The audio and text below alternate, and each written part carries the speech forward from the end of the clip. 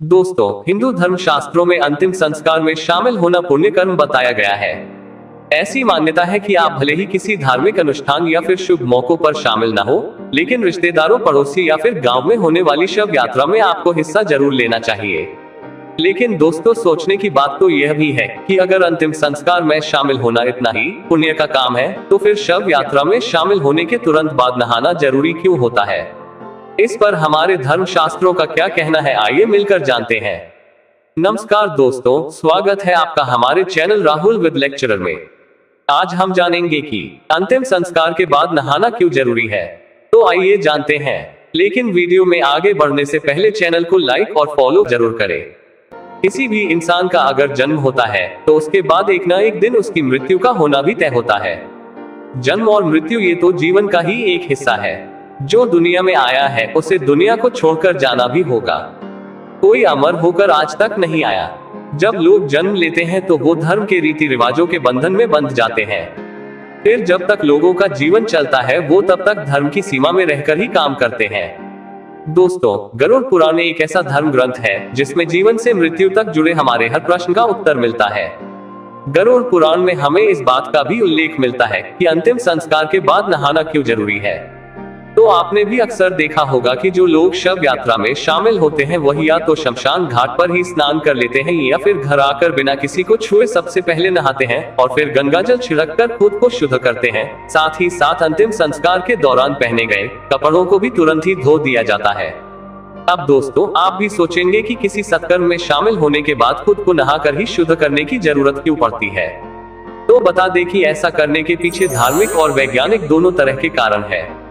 सबसे पहले बात करते हैं धार्मिक कारण की। तो ऐसा करने का सबसे पहला धार्मिक कारण यह है कि शमशान भूमि पर निरंतर शवदाह होते रहते हैं, जिससे वहां एक प्रकार की नकारात्मक ऊर्जा बन जाता है जो कमजोर मनोबल के व्यक्ति को हानि पहुंचा सकता है। और यही कारण है कि स्त्रियों को शमशान घाट नहीं जाने दिया जाता है, लेकिन कहीं कहीं स्त्रियां भी शमशान घाट जाती है। ऐसा माना गया है कि स्त्रियों पुरुषों की तुलना में अत्यधिक भावुक होती है और अगर स्त्रियां अपने आसपास एक साथ इतनी चिताओं को जलते हुए देखेंगी तो वह मानसिक रूप से तनाव में भी आ सकती है। अंतिम संस्कार में नहाना धार्मिक कारण है। वहीं दूसरी तरफ जो पुरुष अपनी आंखों के सामने किसी अपनों को जलते हुए देखते हैं, तो ऐसे में वह थोड़ी देर के लिए ही सही, लेकिन इसे सांसारिक मोह से दूर चले जाते हैं। ऐसे में उनका नहाना इसलिए जरूरी हो जाता है ताकि वह उस नकारात्मक मंजर से खुद को निकाल सके और दोबारा से सांसारिक गतिविधियों में शामिल हो सके। इसके अलावा अंतिम संस्कार में शामिल होने के बाद नहाने का एक धार्मिक कारण यह भी है कि हमारे धर्म शास्त्रों में इस बात का उल्लेख मिलता है कि दाह संस्कार के बाद स्थूल शरीर तो नष्ट हो जाता है, लेकिन मृत आत्मा का सूक्ष्म शरीर कुछ समय तक वहीं उपस्थित रहता है।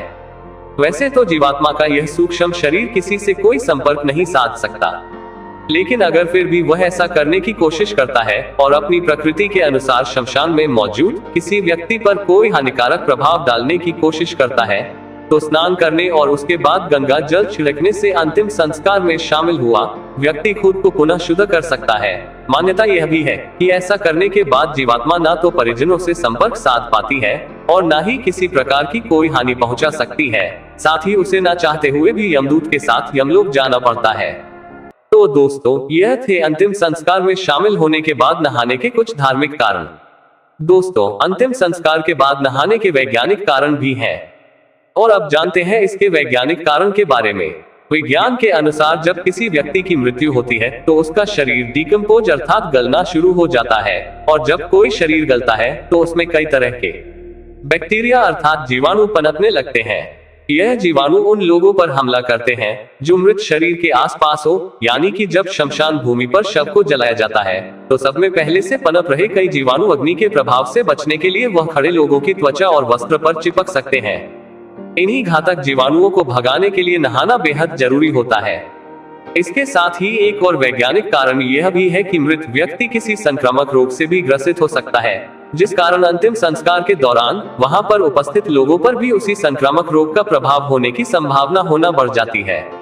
ऐसे में अगर लौटने के बाद तुरंत स्नान न किया जाए तो वह रोग हमें भी हो सकता है, इसलिए अंतिम संस्कार के बाद नहाने की परंपरा चली आ रही है।